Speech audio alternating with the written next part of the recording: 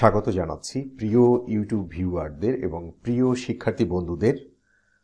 SSC পরীক্ষার আমরা জানি যে কয়েকদিন আগেই এসএসসি পরীক্ষা এবং এইচএসসি পরীক্ষার বাংলা দ্বিতীয় পত্রের সিলেবাস এবং ইংরেজি প্রথম পত্র ও ইংরেজি দ্বিতীয় পত্রের সিলেবাস সংশোধিত করা হয়েছে বা সংশোধন করা হয়েছে। আমরা জানি যে কোভিড পরিস্থিতির কারণে আমাদের যে শর্ট সিলেবাস ছিল সেই শর্ট সিলেবাস এই তিনটি পেপারের এসএসসির এই তিনটি পেপার অর্থাৎ বাংলা দ্বিতীয় পত্র, ইংরেজি প্রথম পত্র এবং ইংরেজি দ্বিতীয় পত্র এবং এইচএসসির এই একই তিনটি পেপারের সিলেবাস আবারও পুনরায় সংশোধিত করা হয়েছে বা পুনর্বিন্যাসকৃত করা হয়েছে এবং সেই সর্বশেষ সেই পুনঃসংশোধিত সেই সিলেবাসটি আমরা আজকে দেখানোর চেষ্টা করব। আজকে আমরা এসএসসির বাংলা দ্বিতীয় পত্রের কোন কোন বিষয় পরিবর্তিত হয়েছে সেটি আমরা দেখব এবং তার আগে আমরা স্ক্রিনে একটা লেটার দেখতে পাচ্ছি। এই চিঠিটি একটু দেখার চেষ্টা করব। এখানে বলা হচ্ছে 2022 সালের এসএসসি এবং এইচএসসি পরীক্ষার বাংলা দ্বিতীয় পত্র, ইংরেজি প্রথম পত্র এবং ইংরেজি দ্বিতীয় পত্রের পুনঃবিন্যাসকৃত পাঠ্যসূচি প্রসঙ্গে বলছে।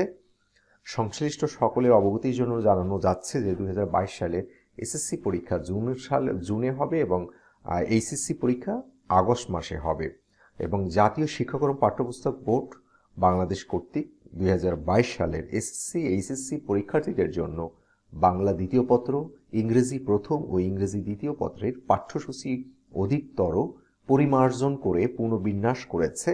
পুনর্বিন্যাসকৃত পাঠ্যসূচি সংশ্লিষ্ট সকলের অবহিতকরণ ও কার্যার্থে এতদূর সঙ্গে প্রেরণ করা হলো। সংযুক্ত দুটি বিষয় বাংলা ইংরেজি পুনর্বিন্যাসকৃত পাঠ্যসূচির কপি আমরা ঢাকা শিক্ষা বোর্ডের ভারপ্রাপ্ত অর্থাৎ ঢাকা শিক্ষা বোর্ডের চেয়ারম্যানেরও সিগনেচার আমরা দেখতে পাচ্ছি। তাহলে আমরা বাংলা দ্বিতীয় পত্র এসএসসির বাংলা দ্বিতীয় পত্রের আমরা দেখব যে আসলে কোন কোন বিষয়গুলো যুক্ত হয়েছে। আমরা এখানে দেখতে পাচ্ছি তিনটি কলাম রয়েছে। প্রথম কলামে বলা হচ্ছে অধ্যায় অধ্যায় শিরোনামগুলি দেয়া আছে এবং শিখন ফলগুলো দেয়া আছে দ্বিতীয় কলামে, এবং তৃতীয় কলামে দেয়া আছে পাঠ ও পাঠের শিরোনামগুলো এবং এই পত্রের বিষয়কোড হচ্ছে 102 এবং পূর্ণমান হচ্ছে 55। এটা হচ্ছে বাংলা দ্বিতীয় পত্র।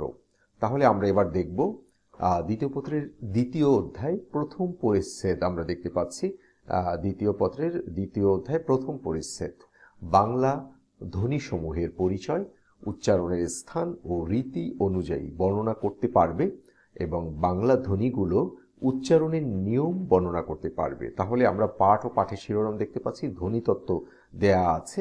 এরপরে দ্বিতীয় অধ্যায় দ্বিতীয় পরিচ্ছেদ, দ্বিতীয় অধ্যায়ের দ্বিতীয় পরিচ্ছেদের শিখন ফল হচ্ছে যে বাংলা ধ্বনিসমূহের পরিচয়, উচ্চারণের স্থান ও রীতি অনুযায়ী বর্ণনা করতে পারবে, বাংলা ধ্বনিগুলোর উচ্চারণের নিয়ম বর্ণনা করতে পারবে এবং এখানে পাঠের বিষয়বস্তু হচ্ছে ধ্বনির পরিবর্তন।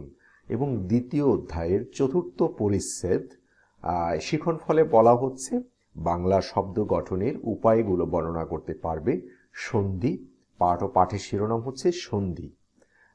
এবং এরপরে হচ্ছে তৃতীয় অধ্যায় দ্বিতীয় পরিচ্ছেদ। এখানে 1.8 বিষয় ও ভাববস্তু অনুযায়ী উপযুক্ত শব্দ প্রয়োগ করতে পারবে। পাঠ ও পাঠের শিরোনাম হচ্ছে দ্বিরুক্ত শব্দ। তৃতীয় অধ্যায় তৃতীয় পরিচ্ছেদ বিষয় ও ভাববস্তু অনুযায়ী উপযুক্ত শব্দ প্রয়োগ করতে পারবে। এটা হচ্ছে সংখ্যাবাচক শব্দ। তৃতীয় অধ্যায় পঞ্চম পরিচ্ছেদ বিষয় ও ভাববস্তু অনুযায়ী উপযুক্ত শব্দ প্রয়োগ করতে পারবে, পদাশ্রিত নির্দেশক। তারপরে হচ্ছে তৃতীয় অধ্যায় ষষ্ঠ পরিচ্ছেদ বাংলা শব্দ গঠনের উপায়গুলো বর্ণনা করতে পারবে, এটা হচ্ছে সমাস। তৃতীয় অধ্যায় সপ্তম পরিচ্ছেদ বাংলা শব্দ গঠনের উপায়গুলো বর্ণনা করতে পারবে, উপসর্গ। এবং তৃতীয় অধ্যায় নবম পরিচ্ছেদ বাংলা শব্দ গঠনের উপায়গুলো বর্ণনা করতে পারবে, কৃৎ প্রত্যয়ের বিস্তারিত আলোচনা। এবং তৃতীয় অধ্যায়ে দশম পরিচ্ছেদ বাংলা শব্দ গঠনের উপায়গুলো বর্ণনা করতে পারবে, তদ্রিত প্রত্যয়। এরপরে হচ্ছে তৃতীয় অধ্যায়ের একাদশ পরিচ্ছেদ বাংলা ব্যাকরণিক শব্দশ্রেণী পদ সম্পর্কিত ধারণা ব্যক্ত করতে পারবে, শব্দের শ্রেণী বিভাগ। এবং চতুর্থ অধ্যায় প্রথম পরিচ্ছেদ বাংলা ব্যাকরণিক শব্দ শ্রেণী, পদ সম্পর্কিত ধারণা ব্যক্ত করতে পারবে, পদ প্রকরণ। এবং চতুর্থ অধ্যায় দ্বিতীয় পরিচ্ছেদ বাংলা ব্যাকরণিক শব্দ শ্রেণী, পদ সম্পর্কিত ধারণা ব্যক্ত করতে পারবে, ক্রিয়াপদ। এরপরে আমরা দেখতে পাচ্ছি চতুর্থ অধ্যায় সপ্তম পরিচ্ছেদ বাংলা বিভক্তির ব্যবহার সম্পর্কে ধারণা ব্যাখ্যা করতে ও তা প্রয়োগ করতে পারবে, কারক ও বিভক্তি এবং সম্বন্ধ পদ ও সম্বোধন পদ। চতুর্থ অধ্যায় অষ্টম পরিচ্ছেদ বাংলা বিভক্তির ব্যবহার সম্পর্কে ধারণা ব্যক্ত করতে ও তা প্রয়োগ করতে পারবে, অনুসর্গ বা কর্ম প্রবচনীয় শব্দ। পঞ্চম অধ্যায় প্রথম পরিচ্ছেদ বিষয় ও ভাববস্তু অনুযায়ী শুদ্ধ বাক্য প্রয়োগ করতে পারবে, বাক্য প্রকরণ। এবং পঞ্চম অধ্যায় দ্বিতীয় পরিচ্ছেদ বাক্যে বাগধারা, প্রবাদ, প্রবচন ব্যবহার করতে পারবে, শব্দের যোগ্যতার বিকাশ ও বাগধারা। এরপরে হচ্ছে পঞ্চম অধ্যায় তৃতীয় পরিচ্ছেদ অর্থগত বিভিন্নতা অনুযায়ী শব্দ প্রয়োগ করতে পারবে, বাচ্য এবং বাচ্য পরিবর্তন। পঞ্চম অধ্যায়ের চতুর্থ পরিচ্ছেদ অর্থগত ভিন্নতা অনুযায়ী শব্দ প্রয়োগ করতে পারবে, উক্তি পরিবর্তন। পঞ্চম অধ্যায় ষষ্ঠ পরিচ্ছেদ বাংলা বাক্যের বৈশিষ্ট্য ও প্রকারভেদ সম্পর্কে ধারণা ব্যক্ত করতে পারবে, বাক্যের শ্রেণী বিভাগ। এরপরে হচ্ছে নির্মিতি। নির্মিতিতে রয়েছে ভাব সম্প্রসারণ, পাঠের সঙ্গে সঙ্গতিপূর্ণ রচনা পড়ে তুলনামূলক আলোচনা করতে পারবে, ভাব সম্প্রসারণ। পত্র লিখন, দৈনন্দিন ব্যবহারের প্রয়োজনে চিঠিপত্র, দরখাস্ত ইত্যাদি লিখতে পারবে, পত্র। অনুচ্ছেদ, এখানে শিক্ষণফল হচ্ছে যে পাঠ্যসূচি বহির্ভূত বই পুস্তক ও পত্রপত্রিকা পড়ে বিষয়বস্তু ও মর্ম ব্যক্ত করতে পারবে, অনুচ্ছেদ। এবং প্রতিবেদন, সংবাদপত্রে প্রকাশের জন্য প্রতিবেদন তৈরি করতে পারবে, প্রতিবেদন। আমরা মানবন্টন পূর্বেই দেখেছি 55 মার্ক মানবন্টন, বাংলা দ্বিতীয় পত্রে পূর্ণমান 55। তার মধ্যে 15 মার্ক হচ্ছে বহু নির্বাচনী অভিক্ষা অর্থাৎ ব্যাকরণ ও নির্মিতি অংশের বাগধারা। মোট 30টি প্রশ্ন থাকবে, 15টি উত্তর দিতে হবে, প্রতিটি প্রশ্নের মান 1। এবং রচনামূলক হচ্ছে 40 মার্কের।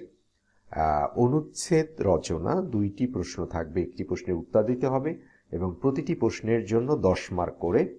পত্র অথবা দরখাস্ত অথবা পত্রিকায় প্রকাশের জন্য চিঠি 2টি প্রশ্ন থাকবে, 1টি প্রশ্নের উত্তর লিখতে হবে, এখানেও 10 মার্ক করে প্রতি প্রশ্নে। এবং প্রতিবেদন প্রণয়ন 2টি প্রশ্ন থাকবে, 1টি প্রশ্নের উত্তর দিতে হবে, এখানেও 10 মার্ক। এবং ভাব সম্প্রসারণ 2টি প্রশ্ন থাকবে এবং 1টি প্রশ্নের উত্তর লিখতে হবে, এখানেও 10 মার্ক। তাহলে এখানে 40 আর 15 হচ্ছে মোট 55 মার্ক। তাহলে আমরা বাংলা দ্বিতীয় পত্রের এসএসসির পুনর্বিন্যাসকৃত যে সিলেবাস বা পাঠ্যসূচি, যেটা আমাদের নোটিশে আমরা দেখতে পাচ্ছি, এটা জারি হয়েছে বা এটা 20 তারিখে অর্থাৎ ফেব্রুয়ারি মাসের 20 তারিখে, এটাই হচ্ছে বাংলা দ্বিতীয় পত্রের সর্বশেষ সিলেবাস বলা যায়, বা আমরা যদি ইংরেজিতে বলে থাকি লেটেস্ট সিলেবাস। এবং আমাদের এই চ্যানেলে আমি সর্বশেষ সিলেবাস এবং এসএসসি এবং এইচএসসির একাডেমিক লেকচারগুলো রয়েছে। প্রিয় শিক্ষার্থী বন্ধুরা, তোমরা তোমাদের বন্ধুদের নিকট শেয়ার করো যাতে তোমাদের বন্ধুরা উপকৃত হতে পারে। তাহলে আজকে পর্যন্তই, তোমরা সবাই ভালো থাকো, সুস্থ থাকো, আল্লাহ হাফেজ।